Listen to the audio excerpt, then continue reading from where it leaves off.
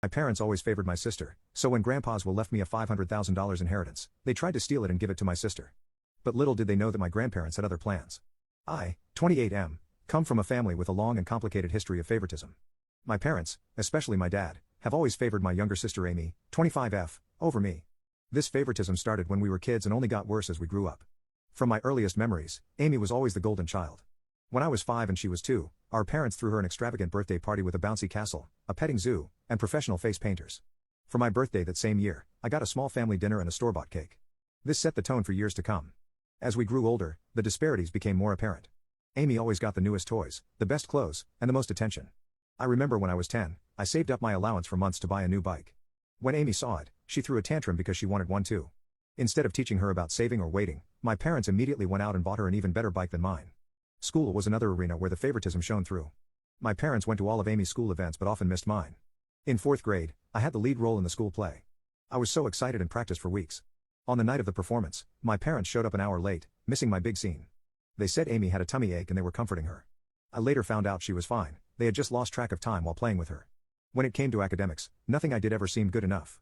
In middle school, I consistently got straight A's, joined the math club, and even won a regional science fair. My parents barely acknowledged these achievements, but when Amy got a B+ on a single test in her weakest subject, they threw her a celebratory dinner and bought her a new phone as motivation to keep improving. High school was particularly tough. I threw myself into every activity I could, hoping to win their approval. I was captain of the debate team, editor of the school newspaper, and maintained a 4.0 GPA. Meanwhile, Amy coasted through school, barely maintaining a C average and spending most of her time partying with friends. During my junior year, I was selected as one of 2 students from our school to attend a prestigious summer program at Harvard. It was a huge honor, and I was thrilled. When I shared the news at dinner, my dad grunted and changed the subject to Amy's upcoming dance recital.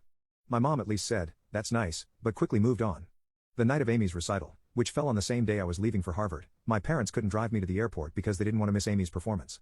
I had to ask a friend's parents for a ride. The college application process was another painful experience. I spent months perfecting my essays, participating in extracurriculars, and studying for the SATs. I was accepted into several top-tier universities and received a substantial scholarship to my dream school. When I announced this at dinner, my parents' response was lukewarm at best. My dad said, "That's good, but don't let it go to your head. College isn't everything." My mom added, "Just don't forget about us when you're off becoming a big shot."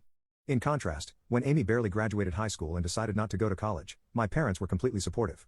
They praised her for knowing herself and not conforming to societal pressures. They even bought her a car as a graduation present, something they never did for me.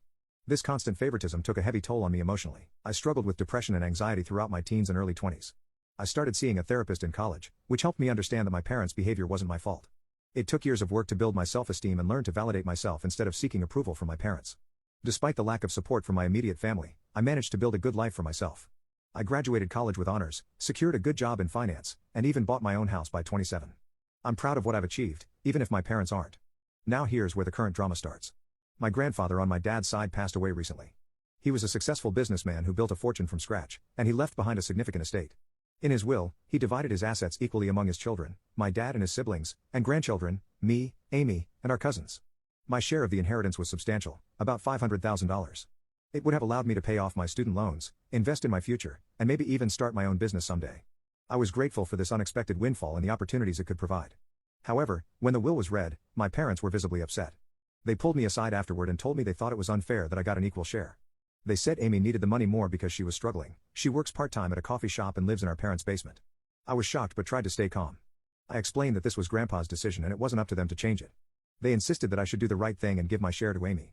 When I refused, they got angry and started guilt-tripping me, saying I was selfish and ungrateful. My dad brought up every instance he could think of where they had supported me, including paying for my braces, which were medically necessary, buying me school supplies, the bare minimum, and letting me live at home during college, even though I worked part-time to contribute to expenses. He conveniently forgot about the car they bought Amy, the countless shopping sprees, and the fact that they're still supporting her at 25. The situation escalated quickly. My dad, as the executor of the will, decided to take matters into his own hands. He announced that he was going to reinterpret Grandpa's wishes and give my entire share to Amy on top of her own inheritance. He claimed this is what Grandpa would have wanted if he had known our individual circumstances. I was devastated. Not only was this clearly illegal, but it was also a painful reminder of how little my parents valued me. I tried to reason with them, pointing out that Grandpa had always treated all his grandchildren equally and that he was well aware of our situations. My mom then accused me of speaking ill of the dead by suggesting Grandpa would have wanted anything different from what my dad was proposing. I brought up specific memories of Grandpa encouraging my academic and career pursuits, but my parents dismissed these as misunderstandings. They claimed Grandpa had privately expressed concern about Amy's future and had wanted to ensure she was taken care of. When I asked why he hadn't just written the will that way, they didn't have an answer. Amy, for her part, seemed uncomfortable with the situation but didn't speak up against our parents. When I tried to talk to her privately, she just shrugged and said, "Mom and Dad know best." It was clear she wasn't going to be any help. Feeling hurt and betrayed, I reached out to my paternal grandmother, Grandpa's widow, for advice. She was furious when she heard what was happening. She told me that this was absolutely not what Grandpa had intended and that my parents had no right to change the will. Grandma shared some information that shed new light on the situation. Apparently, my parents had approached Grandpa a few years ago asking him to leave everything to Amy in his will. Grandpa had firmly refused, stating that he believed in treating all his grandchildren equally. He had even added a clause to his will stating that anyone who contested the equal distribution would forfeit their share. Armed with this information, I confronted my parents. They were shocked that Grandma had told me about their previous attempt to influence the will. My dad tried to justify it by saying they were just looking out for Amy's future, but I could see the guilt on their faces. Grandma took action immediately. She contacted her lawyer and the other executors of the will. She also reached out to my dad's siblings, who were equally outraged by what my dad was trying to do. Together, they put a stop to my dad's plan and ensured that the will would be executed as written. My parents were forced to back down, but they were furious with me. They accused me of turning the family against them and said I should have handled this in-house instead of involving others. Now you can check for a part 2 by pressing share and more.